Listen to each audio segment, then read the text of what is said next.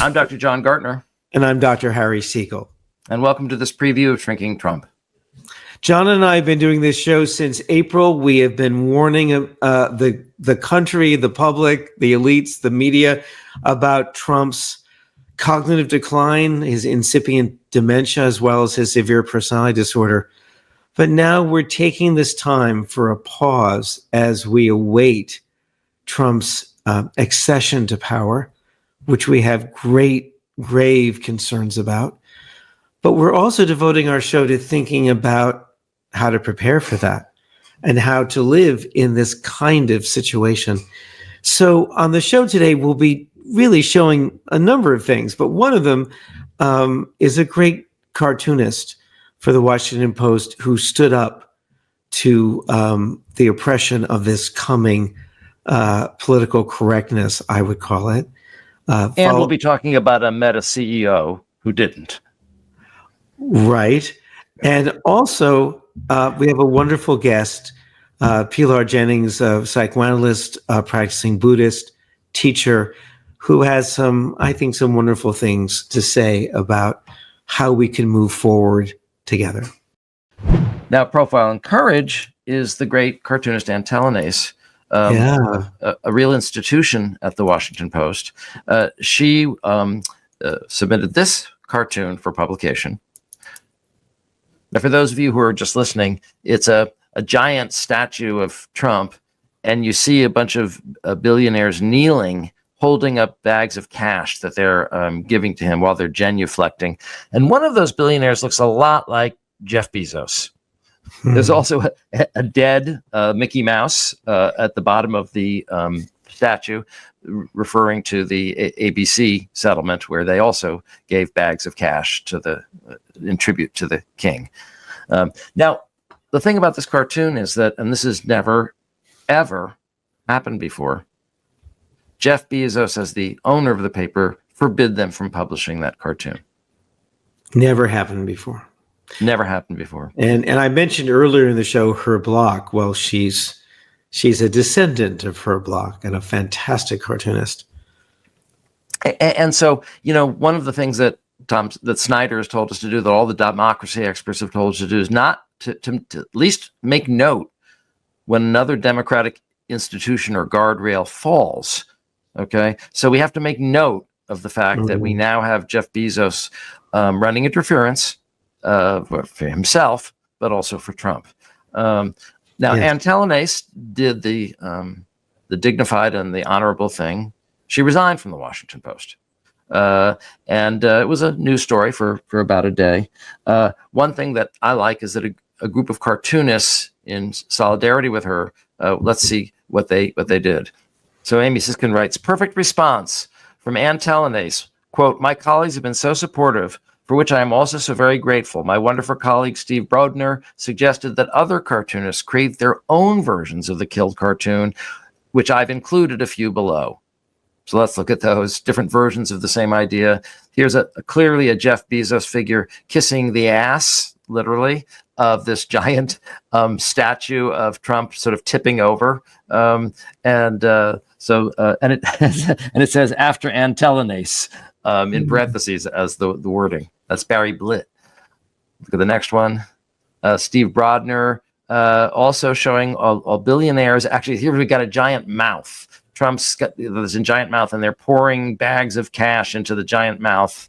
I think these, I don't know if they're identifiable or not. Actually, I'm not sure who. But again, Mickey Mouse, you can see Mickey Mouse. Dead. Oh, another dead Mickey Mouse. Okay, there you go. Yeah. And it also says after Talanace spiked art for the Washington Post. So it's a direct tribute. It's in the wording of the cartoon. Let's see one more. Okay, a giant mouth of Trump, but it looks like the gates of hell, and there's flames all around. And you actually now they're labeled. They are on their knees worshiping him. We hear, Lord, and we obey in advance, they say. Is there anything that you want to say about the psychodynamic or the intersection of psychodynamic factors and these Buddhist practices or ideas? Yeah. Well, I mean, there's no question. it's clear the two of you know. I mean, there's so much unconscious material that has led to this predicament that we're in. Right? I think the fantasy of someone else ushering in needed good, needed resources, right? Needed recognition, and offloading all of that into another person. I mean, this has always been a setup for shadowy, problematic figures to come into the political arena and wreak havoc. Interesting. I would say certainly also, obviously, the unconscious misogyny, the unconscious, so they get cracked open and then we all fall in. And I suppose this is always true for us personally, that we're constantly tacking back and forth between some degree of powerlessness. I mean, this is often why people come into therapy, right? Because there's some awareness that they're not going to be able to help their mother become a better mother, help their partner get enlightened and become more loving. But there's still the determination to make it happen. There's still some determination to get what's longed for from someone who can't offer it. So Ryushin is offering us a needed reminder that one thing we can do to reduce suffering is to actually even just imagine the truth of our powerlessness on an existential level. Right? I mean, in the Dharma, we're constantly reminded we're going to die. We don't know when we're going to die. We don't know how we're going to die. I mean, as a New Yorker, I can't stand it, but it's true. Right? But then right alongside that fundamental absence of control is the reality of having this mind that's so imbued with usually untapped gifts and insights and capacity. And so it's actually a very optimistic tradition. It's suggested that if we want to be an agent for healing and change, we can, but we have to use our minds more deeply and fully. So no matter how dark things get outside of us, there is still light inside of us. And you talk about that little dot of the Buddha, or I think about the wheel of life in the Tibetan tradition with the different realms, right? There's always one little Buddha in the corner of each realm, right? There's always a way out, whichever realm you're inhabiting. That's right. That's right. And it's the Bodhisattva's way to actually want to go into the suffering realms. Right. I mean, when people ask the Dalai Lama what's going to happen after he dies, he always says, well, I mean, basically, he can't know, but he hopes he'll be reborn wherever there is the most suffering. I know it really touches me because it's not, it's not what I hope for. I was hoping for an upgrade, frankly.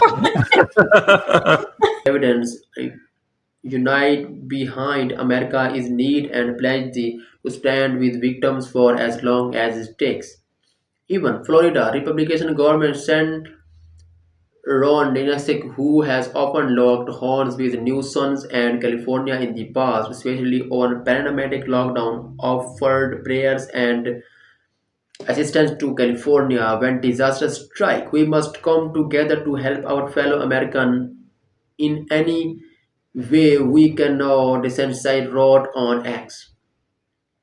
Newsom praised his fellow Democrats, President Joe Biden, for quickly bringing the might of federal government to bear in further gather strength with a major disaster declaration. It is impossible for me to express the level of appreciation and cooperation we receive from White House in administration, Newsom said, standing alongside the presidents in Santa Monica on Wednesday. So on behalf of all of us, Mr. President, thank you for being here. Trump's attack on Biden on Newsom are his latest attempt to portray the outgoing administration as incompetent, apparently designed to flatter his own incoming White House team by comparison. His comment suggested that his second amortization, which begins in 11 days, will be just as unorthodox and turbulent as his first and will be punctuated by angry outbursts on social media